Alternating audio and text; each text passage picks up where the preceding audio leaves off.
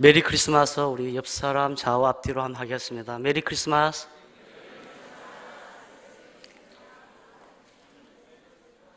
네, 아주 반갑게 맞이하시는 분도 계시고 5분을 제외하고는 다 인사를 했습니다. 그런데 말입니다.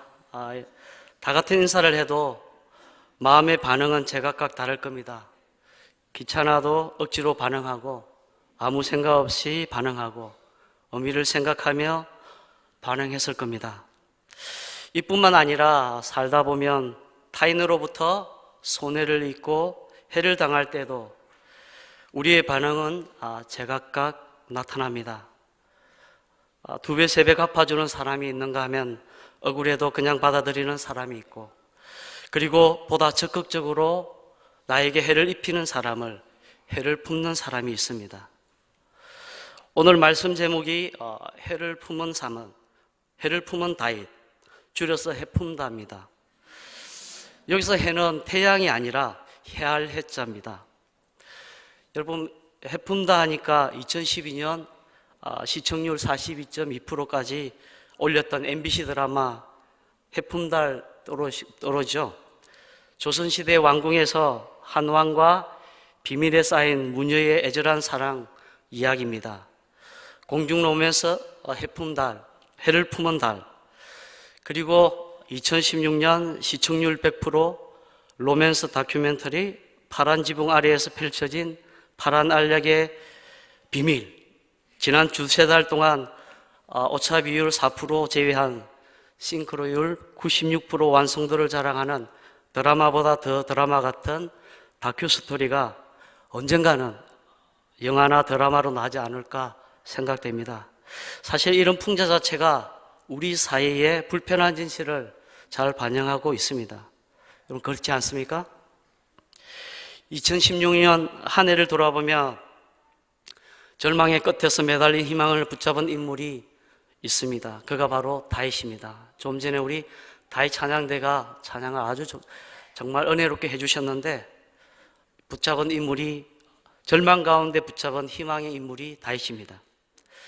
여러분, 전쟁통에도 아이는 태어난다고 국정농단, 탄핵정국, IMF보다 더 힘든 경기 불황, 더 답답한 현실 가운데서도 성탄을 맞게 되고 내년에는 올해보다 좀 더 나아지겠지 하는 희망을 가져봅니다. 사실 이번 탄핵정국을 통해서 정치에 관심이 없는 사람들조차도 정치에 많은 관심을 갖는 긍정적인 효과면도 있습니다. 하지만 불신과 좌절, 우울증과 같은 집단 트라우마 같은 부정적인 요인도 큽니다. 무엇보다 지금 이 땅 가운데 불신의 문제가 가장 심각합니다. 이는 좌파 우파의 문제도 아니고 보수와 진보의 문제도 아니고 태극기와 촛불의 문제도 아닙니다. 그것은 상식의 문제이고 양심의 문제입니다. 2000년 전 예수님 탄생 시기에 400년 암흑기 침묵을 깨고 회개하라, 천국이 가까웠다고 광야에서 외쳤던 세례 요한의 외침이 오늘 메아리가 되어 돌아옵니다. 그는 비록 변방에 있었지만 하늘 중심을 바라보며 회개와 하나님 나라를 선포했습니다. 이는 주님의 백성들이 이 땅에서 어떻게 살아야 하는지 2000년이 지난 지금 우리에게도 동일하게 적용되는 말씀이 바로 회개와 하나님 나라입니다. 이번 국정농단에서부터 지난 세월호 사건까지 공통점은 어느 누구도 책임지지 않고 잘못했다고 회개하는 사람이 없다는 겁니다. 대통령부터 최순실, 김기춘, 우병우, 이재용까지, 저 말고 삼성의 이재용, 한 사람도 잘못을 시인하거나 책임을 지는 사람이 없습니다. 심지어 조폭들도 표명이 드러나면 형님, 이번엔 제가 책임지고 감방 갔다 오겠습니다 이러는데, 세월호 304명이 손 한 번 써보지 못하고 물속에 수장되어도 책임지는 사람이 없고 국정농단에도 어느 누구 내 탓이요 하는 사람이 없다는 겁니다. 문제는 국정농단 중심에 있는 사람들 상당수가 교회를 다녔거나 다니고 있다는 것이 더 기가 찹니다. 이것은 신앙을 떠나서 상식과 양심만으로도 얼마든지 부끄럽고 회개할 충분한 이유가 있지만은 그는 뉘우침과 반성이 없다는 것이 안타까운 현실입니다. 오늘 이 자리를 빌어서 미약하지만 목사인 저부터 당당하게 살지 못했음을 회개합니다. 샤이 크리스찬, 샤이 패스터, 샤이 처치로서 당당하게 대중들 앞에 크리스찬이라고, 목사라고, 그리스도의 몸된 교회라고 밝히지 못했던 것을 회개합니다. 언제부터인가 공공장소나 대학로 길거리를 다니다가 누군가 목사님 하면 반사적으로 좌우 사람들의 반응을 살핍니다. 누가 말하지 않아도 그냥 쥐구멍을 찾는 심정으로 얼굴이 붉어지는 이유는 뭘까요? 이것이 저만의 문제였으면 좋겠습니다. 불의한 사람들이 불의를 못 본다는 말이 딱 맞는 것 같습니다. 사실 저 자신도 당당하지 못하고 정의롭지 못하면서 불의에 대해서 참지 못하고 욱하는 모습을 마치 본문에 등장하는 스루야의 아들 아비새 같다는 생각이 듭니다. 살다 보면 다윗처럼 배신의 정치, 살기 위해 어쩔 수 없이 도망을 쳐야 하는 대락난감의 신세가 될 수가 있습니다. 다윗은 사울 왕에 이어 자신의 셋째 아들 압살롬의 쿠데타로 인해서 두 번째 도망자 신세가 되어서 상실감은 더욱 컸습니다. 도대체 압살롬은 어떤 인물이었기에 천하의 다윗 왕조차도 도망을 쳐야 했을까요? 사무엘하 14장 25절에 보면 온 이스라엘 가운데서 압살롬같이 아름다움으로 크게 칭찬받는 자가 없었으니 그는 발바닥부터 정수리까지 흠이 없음이라. 어디 이뿐입니까? 저를 더욱 부럽게 만든 압살롬의 모습이 다음 절 26절에 나옵니다. 26절 말씀해 보면 그의 머리털이 무거움으로 연말마다 깎았으며 그의 머리털을 깎을 때에 그것을 달아본 적 그의 머리털이 왕의 저울로 200세겔이었더라. 짧은 한 절에 머리털이 무려 3번씩이나 등장합니다. 아무튼 그에 관한 소식이라면 모든 것이 다 누수가 되고 토픽이 되었기에 그의 풍성하고 아름다운 머릿결 또한 화제가 되었던 것 같습니다. 심지어 압살롬이 1년에 한 번 이발하는데 그의 머리털 무게까지도 사람들의 입에 오르내릴 정도입니다. 마치 한간에 차은택이 검찰 출두할 때 가발을 벗은 대머리의 모습이 방송을 통해서 여지없이 내보내졌고 그가 가발을 벗는 순간 이미 사형 선고를 받았다는 이야기도 나옵니다. 아무튼 압살롬은 어디 하나 흠볼 데 없는 상남자입니다. 그는 다윗의 아들들 중에서 솔로몬 다음으로 성경의 지면을 많이 차지한 사람으로 용이 주도하고 치밀하며 강력한 리더십을 가진 인물이면 틀림이 없습니다. 무엇보다도 몰래 군대를 조직하고 인재들을 끌어들여 비선이 아닌 실세로서 아버지 다윗 왕에게 반기를 들었던 인물입니다. 그가 쿠데타를 준비하며 고모인 아비갈의 아들 아마사를 포섭하여 군 지휘관으로 삼았고 이스라엘 최고의 전략가인 아히도벨을 비서실장으로 등용합니다. 그리고 이스라엘의 정치, 경제, 문화, 교육 등 유력자 200명을 헤브론으로 초대합니다. 유력자 200명은 영문도 알지 못하고 헤브론에 갔다가 압살롬의 그 반역에 동참을 합니다. 그곳에 있었다는 이유만으로 그들은 운명 공동체 한 배를 타게 된 셈입니다. 압살롬과 아히도벨은 이 기회를 놓치지 않고 헤브론에서 스스로 왕위에 올랐음을 선포합니다. 이와 때를 같이하여 이미 전국에 심어놓은 신복들을 통해 압살롬이 왕이 되었음을 전국에 나팔을 불어 알립니다. 이스라엘의 민심은 삽시간에 압살롬에게로 향하고 압살롬은 미리 준비해둔 군대를 이끌고 예루살렘으로 진격합니다. 헤브론에서 예루살렘까지 거리는 불과 27km입니다. 다윗과 그의 신하들은 갑작스런 반역 소식에 아무 준비도 갖추지 못한 채 급하게 성을 도망치는 신세가 되었습니다. 압살롬이 뭔가 꾸미고 있다는 주변의 이야기를 찌라시로만 여겼는데 그것이 현실로 나타나면서 다윗과 그를 따르는 사람들은 말할 수 없는 충격을 받게 되었습니다. 무엇보다 당장 도망치지 않으면 목숨까지도 위험한 상황에 처했습니다. 모든 일들이 극도로 예민한 상황에서 도망치는 다윗과 그 일행들 앞에 돌을 던지고 먼지를 날리며 비웃고 조롱하는 시므이의 등장은 마치 바람 불면 촛불은 꺼진다는 누구의 말처럼 분노를 일으키기에 충분했습니다. 이때 분노를 참지 못하고 아비새가 등장하죠. 이런 죽은 개 같은 놈이 감히 내 주군을 저주해. 왕이여, 내 당장 저놈의 목을 베어오겠습니다. 아무리 급해도 이것만은 허락해 주십시오. 이런 이야기에 저 같으면 만일 제가 다윗 왕이었다면 시간이 없는데 그렇다고 그냥 둘 수는 없고 장군 이 말을 타고 가시게 가서 한 방에 끝내고 빨리 합류하세 그렇게 아마 했을 것 같습니다. 그런데 다윗 왕은 아비새 장군 뭔 상관이야. 당신 욕한 것도 아니고 또한 당신하고는 아무런 상관이 없으니 그냥 내버려둬. 이건 내가 알아서 판단할 일이야. 그렇다고 장군 너무 섭섭하게 생각하지 말게.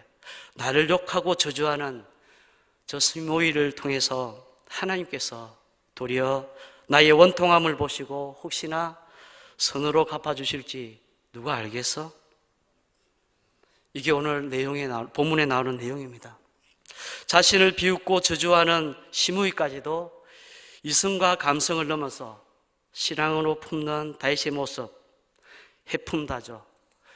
해품다는 여기서 끝나지 않습니다. 쿠데타를 일으켜 정권을 뒤집고 왕궁에 남겨준 자신의 첩가지 역보인 압살롬을 피해 도망을 칩니다. 피신처에서 전략 보관과 전술을 세워서 압살롬을 치려고 할 때 다윗은 부하 장수인 요압과 아비새 이때 군사령관에게 신신당부를 합니다. 압살롬의 목숨만은 제발 살려주라고 합니다. 물론 압살롬은 자신의 아들이니까 그렇다고 할 수 있습니다. 그러나 자신을 죽이고자 했던 사울 왕을 제거할 수 있는 기회가 2번씩이나 주어졌지만 그때도 옷자락만 자르고 창과 물병을 증거로 삼아서 살려줍니다. 사울 왕이 그토록 미워하고 죽이려고 했던 다윗은 사울 왕을 제거하고 대권을 넘보는 사람도 아니었고 국정을 혼란케 하는 사람은 더더욱 아니었습니다. 다윗은 골리앗으로부터 사울 왕의 위기를 구해주었고 악기 들려 고통당할 때 수군과 노래로 악기를 쫓아주었습니다. 또한 주변의 이웃 나라들로부터 사울 왕국을 든든하게 보호해 주었던 신복 중의 신복입니다. 또한 사울 왕의 딸 미갈과 결혼한 사이이기도 합니다. 다윗에게 몇 번씩이나 창을 던지며 해를 가했습니다. 이런 사울 왕을 품는 다윗, 이것이 바로 해품다입니다. 해를 품는 다윗. 이 해품다의 완성은 2000년 전 다윗의 혈통에서 나온 예수 그리스도를 통해서 우리의 죄와 사망에서 건지시기 위해 십자가의 대속의 죽음을 당하실 때 그때 완성이 되었습니다. 하나님의 구원의 비밀 코드가 십자가에서 완성이 됐다는 거죠. 예수님은 온 인류를 품고 스스로 낮아져서 이 땅에 오셨고 죽기까지 우리를 사랑하셨습니다. 동서고금을 막론하고 어느 시대 어느 지역에서나 인간의 악함이 나타나지 않았던 적이 없고 문제가 없었던 적이 없습니다. 문제는 어둠을 밝혀줄 찬빛이 있느냐, 해를 품은 다윗 같은 사람이 있느냐 하는 겁니다. 어쩌면 오늘날 이 나라의 상황이 사울 시대처럼 비선이 득세하고 불의가 하나님의 공의를 가릴지라도 다윗 같은 하나님 마음에 합한 자들을 그 자들로 인해서 저는 희망이 있다고 봅니다. 오늘날 이 사회에는 정말 감동에 목말라서 당연히 해야 할 인간의 도리를 했음에도 불의하고 모범 시민이 됩니다. 달리 말하면 당연히 해야 할 인간의 도리를 하지 못하고 있다는 겁니다. 자신의 눈 속에 들보는 빼지 못하면서 남의 눈에 있는 작은 티끌을 보고 못 견디는 이 사회 전반적인 분위기를 어쩌면 한국 교회가 잘 대변해 주고 있습니다. 고상한 신앙의 경지까지는 아니더라도 상식적이고 양심적인 삶으로 이 땅에서 살아가는 크리스찬만 되어도 교회 안에서 제2의 최순실은 나오지 않을 겁니다.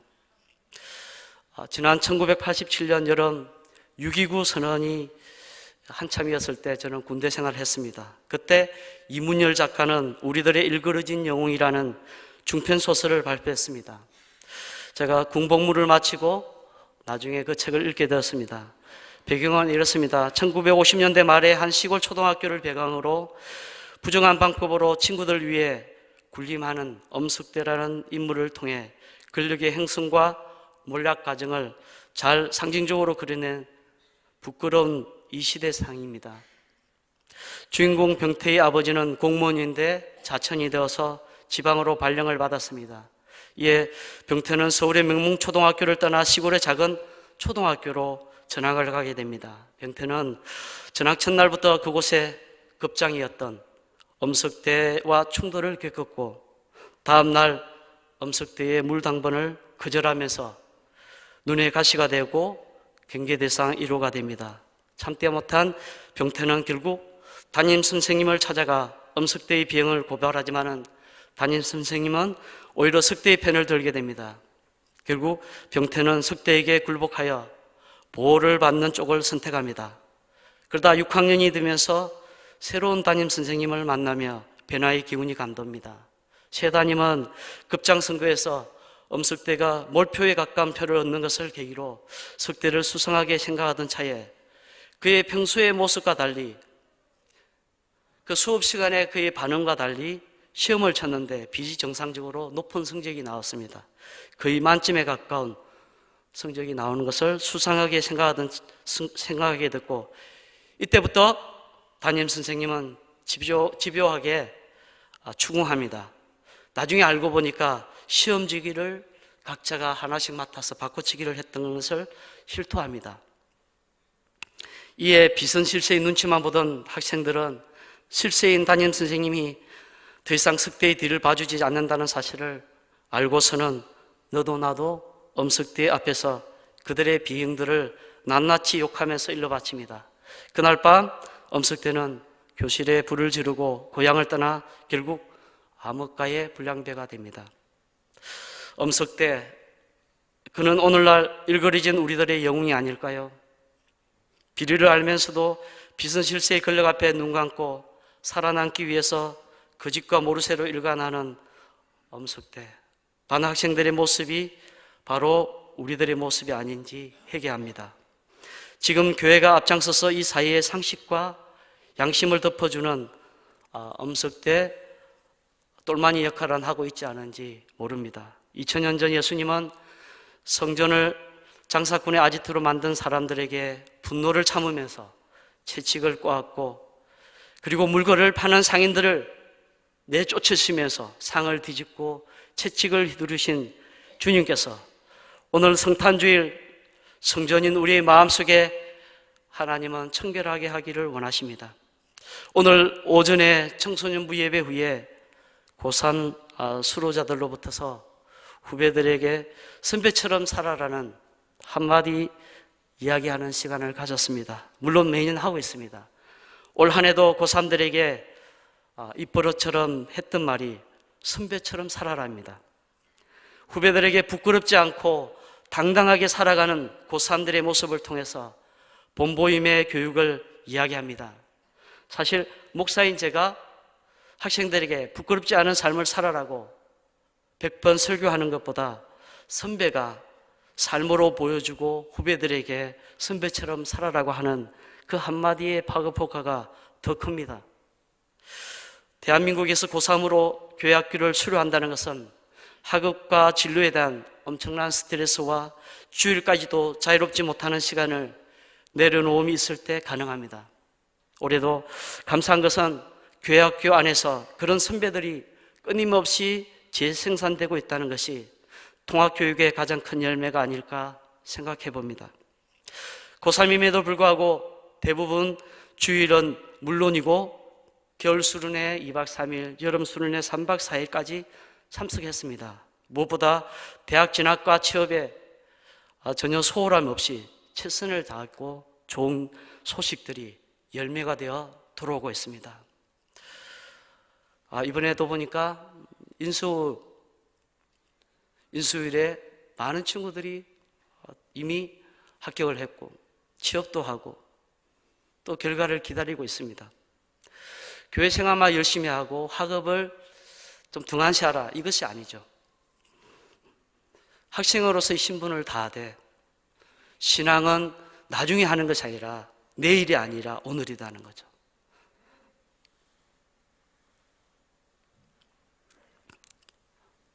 이들을 통해서 카멜레온 효과를 가져왔습니다. 사실 카멜레온은 환경에 따라서 색깔이 완벽하게 변하고 적응하잖아요.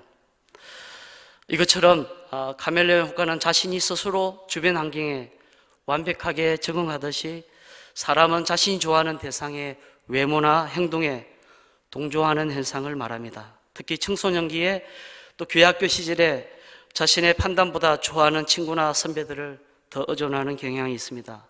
더욱 감사한 것은 그런 선배들이 후배들을 위해서 교사로 지원했다는 겁니다. 이번에도 10명의 청소년들이 교사로 지원을 했습니다. 오늘 마지막 청소년부에서 예배를 드리고 청년부로 올라가는 고3 중에서 선배처럼 살아라고 그 한마디에 저는 마음이 울컥했습니다. 그들을 통해서 다음 세대의 희망을 봅니다. 교회 공동체는 신앙의 대물림이 일어나는 곳입니다. 혼자서도 얼마든지 신앙생활을 할 수 있다고 하지만 그리 오래가지 못합니다. 교회 공동체 안에서 서로가 선한 영향력을 미치고 신앙과 삶을 답습해가는 겁니다. 해를 품은 다윗, 그 믿음의 선배처럼 살아라고 말하기 이전에 청소년부 고3 선배처럼 살아라, 성가대의 그 집사님처럼 살아라, 교사 중에 그 선생님처럼 살아라, 주방의 그 근사님처럼 살아라, 당회의 그 장로님처럼 살아라, 그 목사처럼 살아라. 이렇게 선배처럼 살아라고 이야기할 수 있을 때 하나님 나라는, 하나님의 주권은 이곳에도 뚜렷하게 나타날 겁니다. 오늘 이 시대에 회개와 하나님의 나라에 대해서 우리는 눈과 귀를 막고 살아가고 있는지 모릅니다. 불편한 진실이지만 다시 한번 자신을 돌아보며 한 해를 돌아보며 회개하며 새 희망을 갖게 됩니다. 성경의 인물을 말하기 전에 눈에 보이고 손에 잡히는 그 누군가처럼 살아라고 말할 수 있는 그 사람이 바로 저와 여러분이 되기를 축원합니다. 기도하겠습니다. 나의 힘이 되신 여호와여, 내가 주를 사랑하나이다.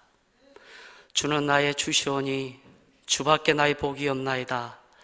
고백했던 다윗처럼 오늘 우리 삶 가운데 어둡고 이 암울한 시대에 해를 품은 다윗처럼 우리가 모범을 보이는 사람이 되게 하시고 회개하며 하나님 나라를 세워갈 수 있는 그 사람이 될 수 있도록 그 한 사람이 되게 하여 주시옵소서. 예수님 이름으로 기도하옵나이다. 아멘.